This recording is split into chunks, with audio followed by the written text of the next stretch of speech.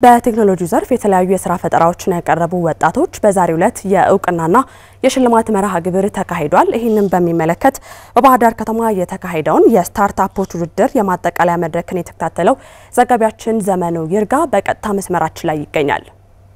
ዘመኑ እንደምን ውለሃል? የእውቅና መርሃ ግብሩ ምን ይመስላል?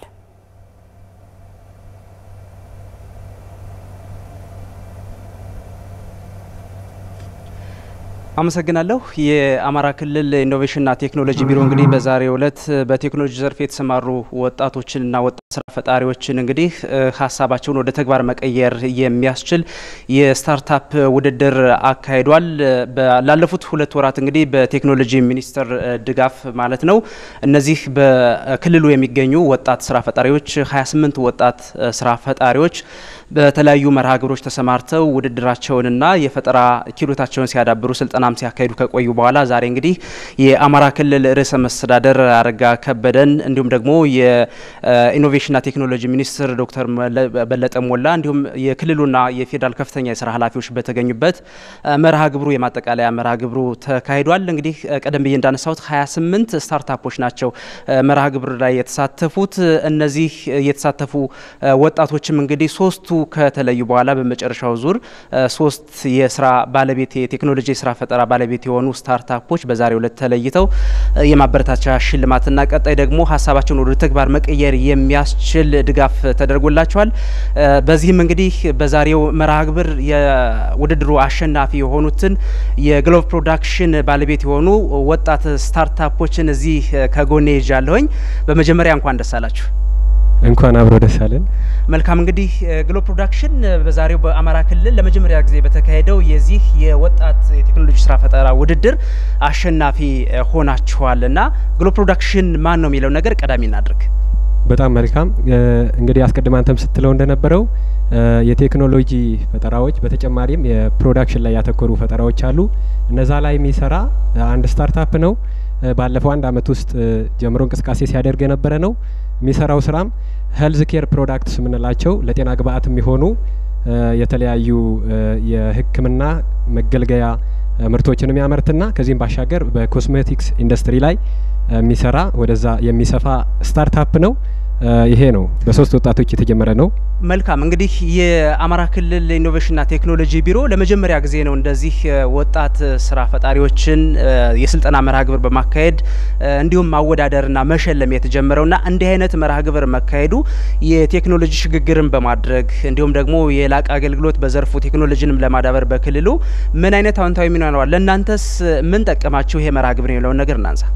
በጣም መልካም። እንግዲህ እንደሚታወቀው ወጣቶች አስቻይ ስፔስ ኢንቫይሮንመንት ወይም ኢኔብሊንግ ኢንቫይሮንመንት የምንለው ስፔስ ያስፈልጋቸዋል። እንደዚህ አይነት ሁነቶች ካሉ እንደዚህ አይነት ውድድሮችም ሆነ የሚያበቁን የስልጠና ማዕከላት ፕሮግራሞች ካሉ ወጣቶቻችን ተወዳድረውም ሀሳቦቻቸውን ማካፍለው ወደ ተሻለ እንቅስቃሴ ለማደግ ዝግጁ የሆነ ኢነርጂም ስሜትም አላቸው። በተለያዩ ከሚረብሹ ነገሮች ራሳቸውን ገተው ማለት ነውና እንደዚህ አይነት አስቻይ ኢንቫይሮንመንት በጣም ለዋጭ ናቸው። እንደሚታወቀው ማህበረሰባችን ምን ይላል? ወጣት የነብር ጣት ይላል።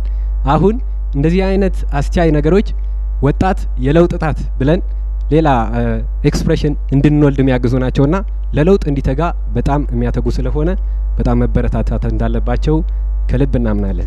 መልካም። በመጨረሻ መዳረሻችሁ ምንድነው? ዛሬ እንግዲህ በውድድሩ አንደኛ ወጣችሁ የ500 ሺህ ብር የገንዘብ ድጋፍም ተደርጎላችኋልና አሁን ሀሳብ ላይ ነው ያለው። ወደ በለጠ ይሄንን ያዛችሁትን እቅድ ወደ ተግባር ማዋል ማዘመን ይጠይቃልና የግሎቭ ፕሮዳክሽን ግቡ ምንድነው የሚለው ነገር ባጭር አገላለጽ እንስማ። በጣም መልካም። እንግዲህ ግቡን ባጭር ለማስቀመጥ ትንሽ አዳጋጅ ቢሆንም በአጠቃላይ እንደ ሀገር ለለውጥ የሚተጉ ወጣቶች መካከል መሆናችንን ዛሬ ሁላችሁም ያስተዋላችሁት ነው። በቀጣይ ደግሞ እንደዚሁ ለውጥ ማገዝ የሚፈልጉ መንግስታዊም ሆነ መንግስታዊ ያልሆኑ ተቋማት የኛን ልባዊ ስሜት ተረድተው ያገዙን እየደገፉን በስራችንም ብዙ ስራ አጥ ወጣቶችን በማቀፍ በጤና ኢንዱስትሪው በሌሎችም በኮስሜቲክስ ኢንዱስትሪው እንደው አብነት ሊሆን የሚችል ስታርታፕ እንደተባለውም ብዙ ነገሮች ከሀሳብ ይጀምራሉ።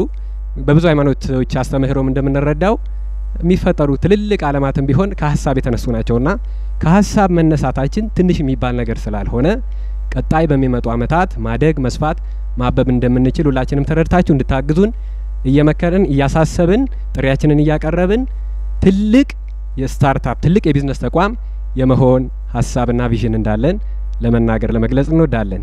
አመሰግናለሁ። በድጋሚ መልካም እድል። እንግዲህ በአማራ ክልል ሳይንስና ቴክኖሎጂ ቢሮ የተደረገው ኢኖቬሽንና ቴክኖሎጂ ቢሮ የተደረገው የዛሬው የስታርታፕ መርሃ ግብርም እንግዲህ የክልሉ ርዕሰ መስተዳደር አቶ አረጋ ከበደ በተገኙበት ተጠናቋል። በነገራችን ላይ ይኸው ውድድር በሌሎች የአማራ ክልል ከተሞችም በቴክኖሎጂና ኢኖቬሽን ሚኒስቴር ድጋፍ አድራጊነት ተጠናክሮ እንደሚቀጥል ተገልጿል። ከዚህ ባሻገር የአማራ ክልል ሰፊ ጸጋዎች ባለቤት ከመሆኑ ጋር ተያይዞ ይሄንን ጸጋ በአግባቡ ለመጠቀም ቴክኖሎጂ መር የሆነ ተግባር ማዋል ይጠበቃል ነው የተባለው። እንግዲህ በርካታ ሀሳቦችም ሲተላለፉ ነው ያሉት በተለያዩ የስራ ኃላፊዎቹ።